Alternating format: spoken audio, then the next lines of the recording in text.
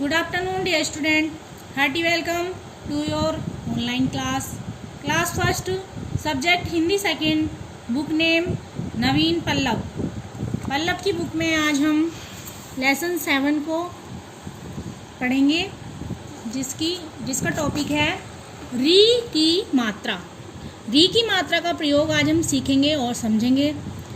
तो स्टार्ट करते हैं. री का वाचन मतलब उनको री को कैसे बोलते हैं. जैसे शब्द दिए हैं ऋषि, ऋतु, ऋण. तो इनमें री को पूरा अक्षर लिखा है, लेकिन इसकी मात्रा का चिन्ह नहीं लगा है. इसकी मात्रा का चिन्ह छोटे ऊ और बड़े ऊ की मात्रा की तरह व्यंजन के नीचे लगती है ये मात्रा. और इसका जो शेप होती है, इसका जो आकार होता है वो सी की तरह होता है. सी अक्षर जो होता है इंग्लिश का, उसकी तरह इसका आकार होता है और अक्षर के नीचे ये मात्रा प्रयोग की जाती है. और इसका जो उच्चारण है, मात्रा का जो साउंड है वो री की तरह ही आता है. जैसे म में लगाएंगे तो मृग, ग में लगाएंगे ग्रह, क में लगाएंगे कृषक. तो इस प्रकार से हम इसकी साउंड सुनकर लिख सकते हैं. री की ही आवाज़ आती है पीछे से, ग्रह, क्र. और दूसरे तरीके से जो रैफ का प्रयोग होता है पदेन का, इस तरीके से डंडा खींच के जो प्रयोग करते हैं रा का, तो उसकी आवाज़ अलग होती है. ग्रह, उसकी आवाज़ आती है ग्रह. क्रम, र की आवाज़ आती है उसमें, और इसमें री की आवाज़ आती है, री की साउंड आती है. तो यहाँ पर हम आप देख रहे हैं री की मात्रा के 2 अक्षर वाले शब्द चित्रों के साथ दिए हैं. तो ये मृग माने हिरन का चित्र है. तो म में री की मात्रा लगाई है, देखिए सी की तरह बना हुआ है ये इसका आकार, तो हो जाएगा मृग. और पेड़ को वृक्ष भी कहते हैं, तो ब में री की मात्रा लगाएंगे तो हो जाएगा वृक्ष. घर को गृह भी कहते हैं, तो ग में री की मात्रा लगाई है तो हो जाएगा ग्रह माने घर, भवन. फिर री की मात्रा के 3 अक्षर वाले शब्द चित्रों के साथ दिए हैं, आप देख रहे हैं यहाँ पे. आकृति माने आकार, किसी चीज की बनावट. गृहिणी माने घर संभालने वाली, घर में जो रह के अपना घर का सारा काम संभालती हैं उन्हें गृहिणी कहते हैं. और कृषक मीन्स किसान. फिर री की मात्रा के 4 अक्षर वाले शब्द दिए गए हैं, जिसमें गृहपति मीन्स होता है जो घर का मुखिया होता है, घर का स्वामी जो उसे कहते हैं गृहपति. मातृभाषा वो होती है जो हम अपने परिवार के द्वारा सीखते हैं, अपनी माँ की बोलचाल से सीखते हैं, उसे मातृभाषा कहते हैं. जैसे कि हमारी मातृभाषा हिंदी है. मृगराज, ये चित्र है शेर का, तो शेर को मृगराज भी कहते हैं. मतलब हिरन को ये अपने आहार के रूप में खाता है, शिकार करता है, तो इसलिए इसको मृगराज भी कहते हैं शेर को. अब आपका उच्चारण कीजिए. आपको रीडिंग के लिए तमाम शब्द दिए गए हैं, बहुत सारे शब्द दिए गए हैं. इनकी आप बार बार रीडिंग करेंगे और इस लेसन को कम से कम 2-3 टाइम आप जब रीड करेंगे और इन शब्दों को लर्न करके लिख कर देखेंगे, रफ कॉपी में प्रैक्टिस करेंगे इनकी, तो आप इस मात्रा का प्रयोग और लिखना और इमला की तरह ऐसे लिखेंगे तो बहुत अच्छे से समझेंगे इसको, मात्रा को. ये शब्द दिया है ऋचा. घृत मीन्स घी, कृषि मीन्स खेती, वृक्ष मीन्स पेड़, ऋषि माने साधु संत, गृह मीन्स घर, कृति माने रचना, कृपालु माने कृपा करने वाला, पृथ्वी धरती, गृहस्थ जो अपने घर परिवार की देखभाल करने वाले को गृहस्थ कहते हैं, हृदय माने मन, भ्रष्टता माने किसी के साथ बुरा व्यवहार करना, वृषभ माने बैल, सृजन माने रचना करना, कृपाकांक्षी माने किसी की कृपा प्राप्त करने की इच्छा रखना, गृहस्वामी माने गृहपति या घर का मुखिया, मातृभूमि जिस देश में हम जन्म लेते हैं उसे मातृभूमि कहते हैं, मृगपति मृगपति या मृगराज शेर को कहते हैं। अब हमें क्या करना है, आप अपनी बुक में ये एक्सरसाइज कंप्लीट कर लेंगे जैसे हम बता रहे हैं उसी तरीके से।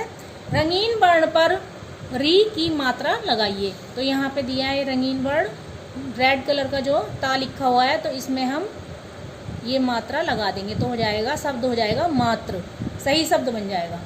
मत लिखा हुआ है तो म रंगीन है, रंगीन अक्षर है, तो रंगीन अक्षर में री की मात्रा लगाएंगे, हो जाएगा मृत, मृत मीन्स मरा हुआ। पित लिखा है तो रंगीन अक्षर वाले त में हम मात्रा लगाएंगे तो हो जाएगा पितृ। मग लिखा हुआ है तो माँ में रंगीन अक्षर में मात्रा लगाएंगे, हो जाएगा मृग। नप लिखा हुआ है तो न जो है रंगीन अक्षर है तो उसमें हम मात्रा लगाएंगे, हो जाएगा नृप। नृप मीन्स होता है राजा। नंबर 3, चित्रों को देखकर री की मात्रा लगाइए। देखिए ये घृत, घृत मीन्स होता है घी, घी का चित्र दिया गया है तो घृत में हम घ में लगाएंगे री की मात्रा तो हो जाएगा घृत, घृत मीन्स घी। पृथ्वी की पिक्चर दी गई है, धरती माता की पिक्चर दी गई है तो पा में हम मात्रा लगाएंगे, हो जाएगा पृथ्वी, पृथ्वी माने धरती। ये घास की पिक्चर है तो इसको तृण कहते हैं, त में लगाएंगे री की मात्रा तो हो जाएगा तृण, तृण माने घास। ये नृप मीन्स राजा की पिक्चर है तो ना में लगाएंगे री की मात्रा, हो जाएगा नृप। और ये वर्षा, बारिश की पिक्चर है तो इसको वृष्टि भी कहते हैं, वृष्टि माने वर्षा, तो बा में लगाएंगे री की मात्रा, हो जाएगा वृष्टि, वृष्टि मीन्स बारिश। अब आप देख रहे हैं, अब सुलेख की बारी। आपको सुलेख लिखनी है, सुंदर राइटिंग में इन अक्षरों को, शब्दों को लिखना है। तो फर्स्ट आपका शब्द है ऋतिका, ऋचा, कृति, मृग, मात्र।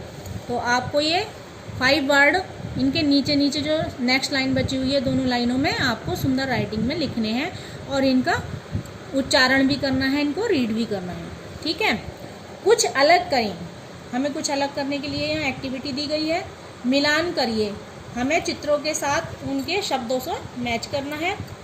तो फर्स्ट जो शब्द है वृक्ष है, तो वृक्ष मीन्स होता है पेड़, तो वृक्ष को हमने लाइंस के द्वारा वृक्ष को पेड़ से मैच कर दिया है, पेड़ की पिक्चर से।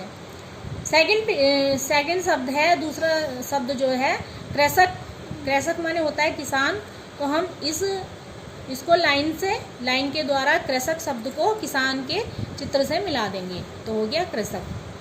थर्ड नंबर का वर्ड है गृह, गृह मीन्स होता है घर, तो गृह को हम लाइन के द्वारा घर की पिक्चर से मिला देंगे। फोर्थ नंबर की पिक्चर है राजा की, तो नृप मीन्स राजा होता है, तो नृप को हम राजा की पिक्चर से लाइन के द्वारा मिला देंगे। इस प्रकार से आपका बुक का वर्क कंप्लीट हो गया है।